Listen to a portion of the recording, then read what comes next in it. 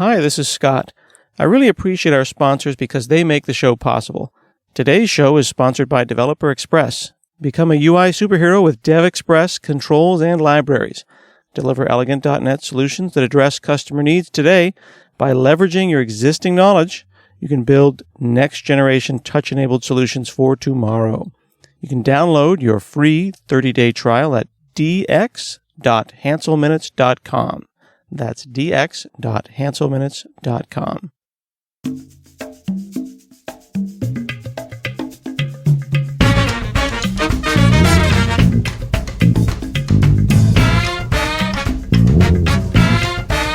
Hi, this is Scott Hanselman. This is another episode of Hansel Minutes. Today I'm chatting with David Brevik. He's a video game designer, a producer, a programmer, and he's best known as the co-founder and president of Blizzard North and helped make the successful video game company behind titles like Diablo and Diablo 2. How are you, sir?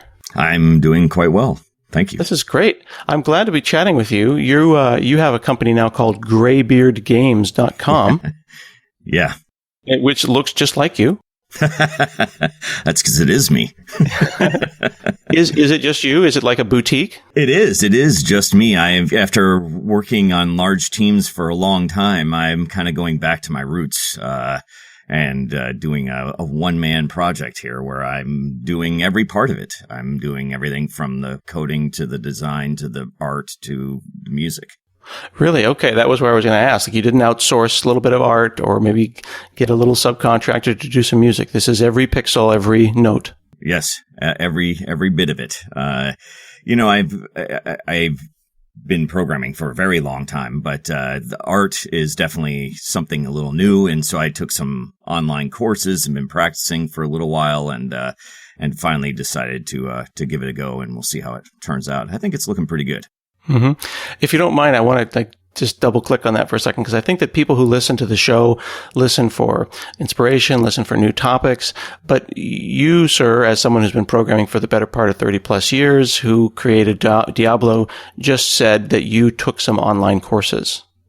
Yeah, they were courses for art. They weren't for programming, but I think that can help a lot. Anytime that you want to study anything, I feel like getting advice from experts is the way to go. It's the best way to learn, and so there's nothing embarrassing or anything about taking an online course. I learned more that way in a quicker time than anything else that I could have done on my own. Yeah, I appreciate that. I want people to know that, because I think that people follow their favorites on Twitter, or they find out that someone has a Wikipedia page, and then they think this is a rock star programmer. And I do believe that there are, maybe 10x programmers occasionally, but it's a rare thing. But I think that when we deify programmers because they did something cool online, we forget that they're humans, that they're sitting at their desk, sometimes alone in front of 1 to 3 monitors, taking an online course, trying to figure out how to do a layer in Photoshop. Yeah, absolutely. That's great. I'm glad, because I just want people to know that, because people shouldn't beat themselves up. Oh, no, absolutely not. Again, first time you do anything, you're not an expert, right? I don't remember the exact phrase, but it's it takes 1,000 hours to become an expert at anything, or 10,000 hours. 10,000, yeah. So it's, the only way you're going to learn is by trying, and there is no such thing as failing. It's just a learning experience. You just keep getting better and better at something, and the more you practice it, the better you'll be. Yeah, definitely. I like to say you got to be agile about your failures, right? Fail Absolutely. Fast, fail often. Yeah, absolutely. So let's take it back then, 20 plus years. You did how many games before you were the lead programmer on Diablo? Not many, maybe 5 to 8 games before that. Mm-hmm. But I had been programming for a long time, since the early 80s, when my dad brought home an Apple II Plus, and that's I taught myself to program when I was in 6th grade. Mm-hmm. Do those skills build on top of each other? Like, you've got 10 years behind you when you're doing Diablo, but you're still, in your 20s. What is that doing in your brain? How is that preparing you for success to do something big? I think that it definitely builds upon, previous experience. just like anything else, right? The more that you learn, the more comfortable you are with it, the more that you get new techniques and stuff, you can use those techniques to build upon something that you couldn't do before. And so I think that the baseline of, I've taught myself AppleSoft Basic, and then I learned 6502 assembly language. And, then I was able to, I understand how assembly language works. Now I'm going to school and I'm taking this course on, I'm programming on a PDP 11 or whatever, and all of these things. And so they kind of build upon each other, and then come forward to Diablo. And it's like, I need to write really fast drawing routines. The only way I'm going to do that is in assembly language. But if I hadn't had those skills, I wouldn't be able to get the performance that I needed out of Diablo's rendering. Yeah. Did you know that someone is doing a modern re-implementation of Diablo? No, I didn't know that. I mean, it doesn't really surprise me that much. It's been extraordinarily popular.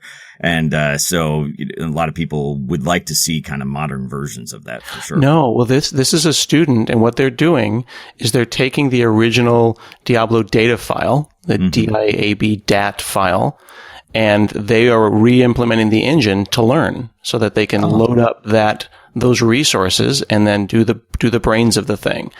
And they're actively doing it. It's on GitHub. I'll send it to you. They've been working on it for a couple of years now. That's really cool. I think that that's definitely a way that people can learn how games are made and become more of an expert at making games, is understanding how people that have done it and been successful at it and do this for a living, hey, I can kind of reverse engineer this and understand their techniques and stuff to allow them to become better at making games. Mm-hmm. When you started out with Diablo, was there ever any concern that aspects of it wouldn't be possible technically, from the resolution to the number of things happening? No, I don't think that was ever really, a concern. I think that it was more of a concern at the time was the fact that the industry was just starting to change. And many games were starting to go 3D instead of, kind of 2D pixel art.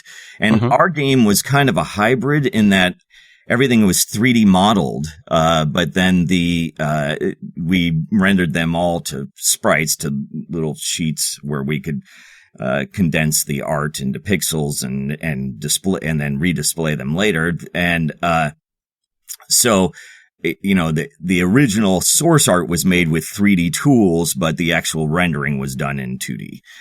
So it was kind of a hybrid approach, but I knew that it wouldn't be possible to get the kind of action and the speed and the look that we wanted out of pure 3D at the time. It just was not going to be technically possible. So we didn't even ever reach for that. And so then, that was, I think that was never really on the horizon. The biggest technical hurdle that we had when we made Diablo 1 is that I had never made a multiplayer game before. And so, when we started, working on the game, and the parent company that was doing a lot of the, funding of the product, said, hey, it's multiplayer. It's multiplayer. Yeah, sure. It's ready for multiplayer, I say.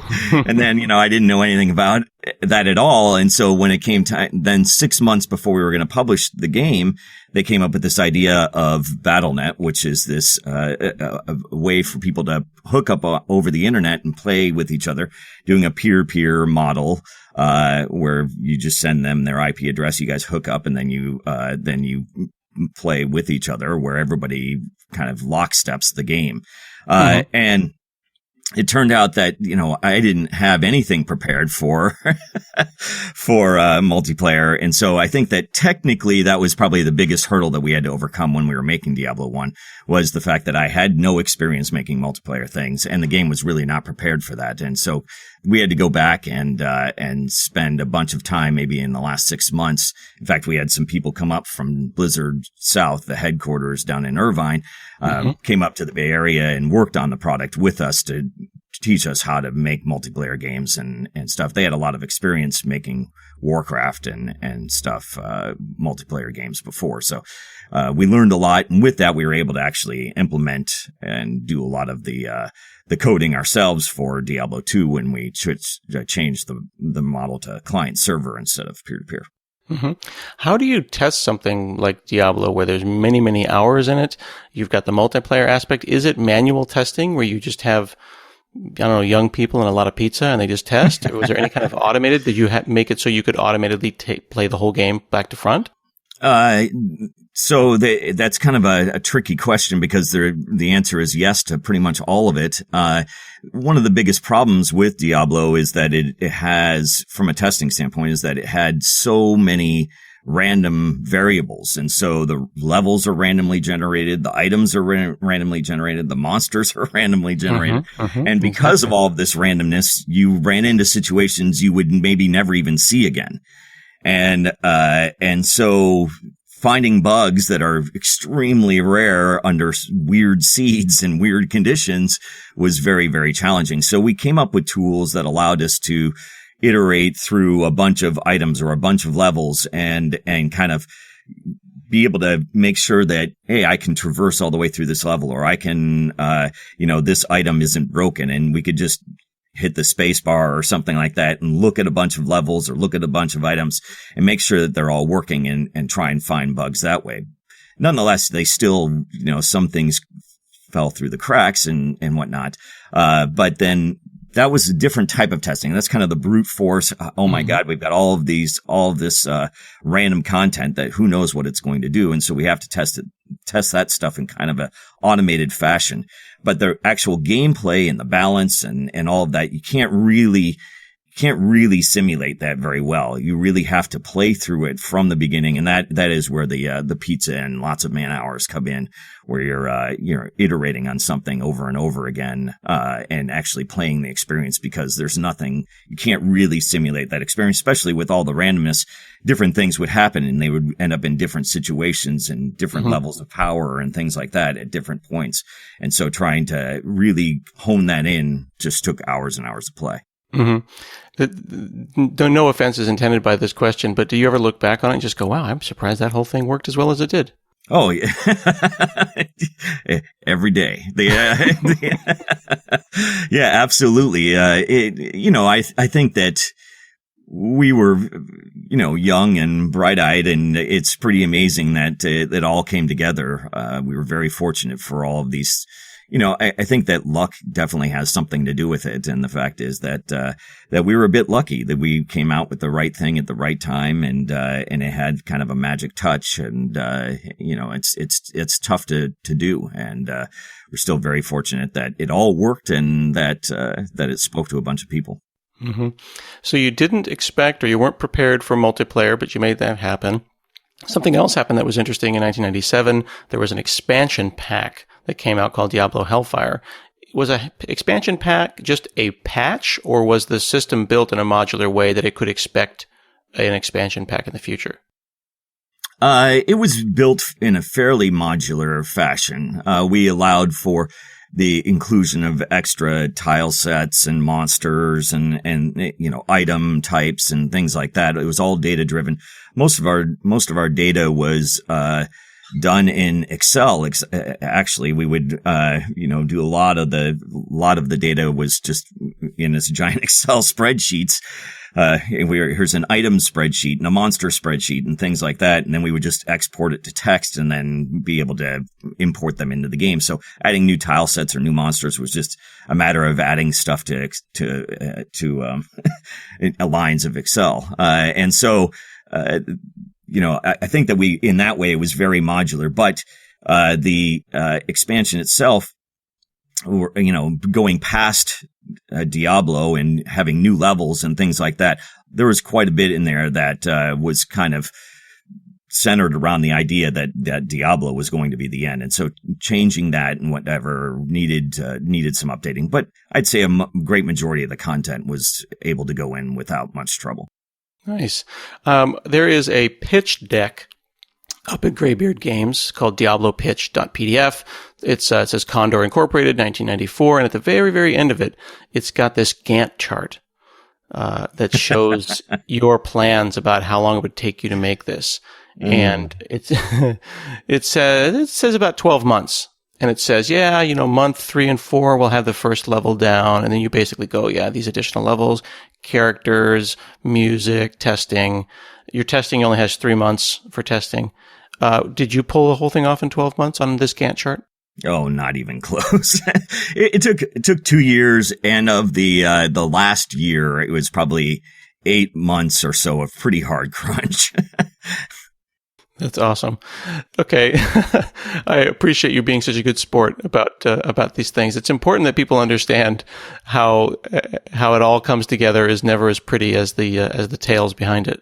Absolutely. I've never been on a project that we estimated the right amount. Usually it's around double what I would think would be the worst case scenario. And I don't know why that is. Maybe I'm just an optimist, and I believe in my abilities more than the reality. But I think that the reality is that things just happen. Plans change. Like the game that we pitched in the Diablo pitch document was single player, turn-based, DOS operating system, et cetera, et cetera. There were a bunch of things about it that changed. When we finally shipped the game, it turned into a real-time game, which required more animations and a whole bunch of new ways for the game to work. It was multiplayer instead of single player. It was in Windows using DirectX instead of DOS. And these were all important and good and the right decisions to make. But every single one of those things, it made the project bigger. Yeah. And so, still taking basically double the amount of time, I think we did a pretty good job at actually releasing a product in such a short period of time under with all of these kind of changes. Yeah, that's pretty intense feature creep. Yeah, it is. It is. What's weird though, in games, oftentimes, you can designing something as far as gaming is concerned is very difficult because you never have all of your best ideas at the very beginning. And so when you actually are playing something, you oftentimes can say, hey, it's important that we're going to change this, or this feature didn't work like we wanted it to, and we need to do something different because this is just not fun, or it doesn't fit the game correctly, or whatever. And so oftentimes there's a very iterative process to making video games. That's why it's extremely difficult to actually predict when the game is going to be done, because who knows? You try and get your best judgment going and best guess, but in the end, it can be pretty radically shifted, especially the game itself can turn out to be something different than you had planned in the very beginning. Yeah, there's a great documentary on YouTube, kind of a retrospective. I sent that to you on Twitter. It sounded like you hadn't seen it before, where people were exploring what happened at the time. And that switch from turn-based to real-time was pretty significant design change. Oh, absolutely. It was huge. But it was huge in terms of not just because it was going to be more work, but it was just so revolutionary and really separated the game and made it very unique. And so it was obviously, once we had tried it and played with it and said, oh my God, this is so much better. Screw all the plans at this point. This is definitely the way we've got to go, because this is just so much better than the previous way. We can't go back. And, we talked about it with the guys down south at Blizzard headquarters, and they agreed. They said, look, it doesn't matter that it's going to take longer. This is the right decision. This is going to be a better product. And so, we paid the price in terms of man hours, but at the same time, it was worth it in the end, because the game became very different than the other things that are out there. Mm-hmm. So coming back to the present day, this is a question that I've asked kind of other people, quote unquote famous people who've worked on something big before. What do you do, and how does it feel when you basically hit a home run early in your career? Is there daily, yearly, ongoing pressure to hit home runs every year? We talked to DHH, the kid that made Ruby on Rails. Hit a home run when he was like 20. and then, you're 40, you're almost 50, then is there pressure to like hit a home run, or can you just be happy with that and do your own thing and make games every year that are maybe not as successful as Diablo, but still amazing? Yeah, I think that that trying to hit home runs is it's a dangerous game. And I've gone through that where I tried to back up my success of Diablo with another product called Hellgate London, and it did not go as well. And that was quite the learning experience for me. And I realized at the time that what I really need to do is I need to make sure that, number one, I'm happy. I'm happy with my products. I'm happy with my life. I'm happy with the way that I'm doing things. And I go about making a game that I want to play, that I believe will be fun, that people will enjoy, but is making me happy doing it, because there's just too much pressure out there to hit a home run. The fact of the matter is that hitting a home run is extremely difficult, and there are very few people that ever get the chance to hit a home run. So the fact that I actually got to hit a home run, and maybe two if you count Diablo and Diablo 2, I think that's incredible. And I will always be very grateful for that experience. But to expect that of myself every single time, I just don't think is fair to anybody. And it's just too much pressure on yourself. Instead, be happy with what you're doing and be proud of what you make, and do the best you can. And if it works out, it does. If it doesn't, it doesn't. But you always have the fact that you have hit a home run as something that can be a shining star on your career. And so that's something that I'll always be really grateful for. But actually thinking I'm going to do that again is hard to imagine. Yeah, it sounds like a very healthy attitude. At the same time, though, while Hellgate London might not be a game that our listeners are familiar with, in the sense that it's not part of like the cultural zeitgeist, there were still novels made about it. They're actively, I guess, making a VR version even now, 10 years later. The IP is out there floating around. Yeah, absolutely. It's it turned out fairly successful. It was not critically acclaimed at the time, but now that it's been, whatever it's been now, 10 plus years, since it came out, I think that there's a lot of people who feel, hey, turns out that Hellgate London, though the hype was so big and it didn't live up to those expectations, turned out it had quite a few pretty revolutionary things in it that are used today. And it kind of paved the way for a bunch of kind of first person RPG hybrid stuff like Destiny and things like that are out now. And Borderlands and some other games like that. And so I think that, the idea was very sound and very solid. And people looking back on it now, maybe a little through rose colored glasses, say, hey, it's still around. It was really ahead of its time, but, it didn't deliver on the promise that everybody had expected of it, when it first came out. But in the end, it turned out that it wasn't that bad of a game. Yeah. I mean, if you, again, looking back with both the history on our side, but maybe a little bit of rose-colored glasses, it looks, there's pieces of Skyrim in there. There's, people have looked at that and borrowed a number of aspects of it. And certainly when you play, Doom 3 VR today, you say, wow, this sure looks familiar. So it's not just about the concepts, it's the mechanics. Yeah, absolutely. And, that's very flattering. And I think that a lot of people tried it. So it definitely was a situation where people were influenced, whether or not directly or indirectly, through their experience of playing these different types of games, and including Hellgate definitely had influences on games in the future for sure. So what is the genre of the game that you're working on now? And do you deal with the home run by just going in an entirely different direction, or do you try to refine the design concepts that you've built up over the last 20 years? I don't want to make a game that can directly compete with the things that I've done in the past, because A, that's not fair because it's just me. And B, but I don't want to make that same game in a lot of ways. I want to do something a little bit different. So That said, I'm using a lot of the experience and a lot of things that I've done in the past to help make the design decisions that I'm using this time. All of the randomness and things like that are that I'm very kind of famous for, and I've done throughout my career.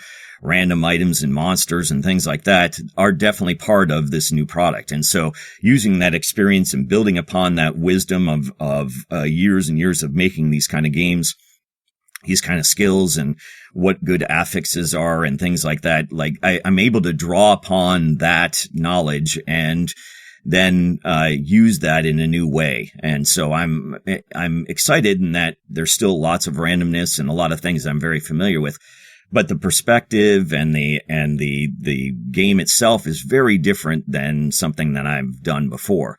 And so it's kind of, it's still an RPG, and it's still very action oriented, but it's not like Diablo. And so, in a lot of ways, it's kind of like you'll get a lot of taste of Diablo in there, and you'll see that it's definitely a game that I would design, but at the same time, it's different than something I've done before. So it's hard to explain what genre it is because I don't really know. It's kind of, I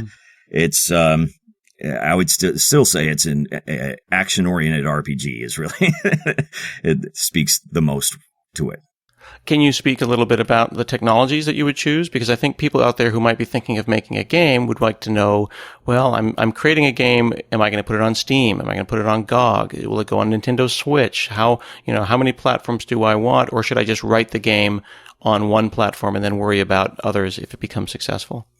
Yeah, I think that's the approach that I'm taking is the latter there, which is let's focus on doing one thing right rather than, 5 things mediocre. So, it's very difficult to make sure that your game runs on tons of different platforms all the time, especially when it's just myself.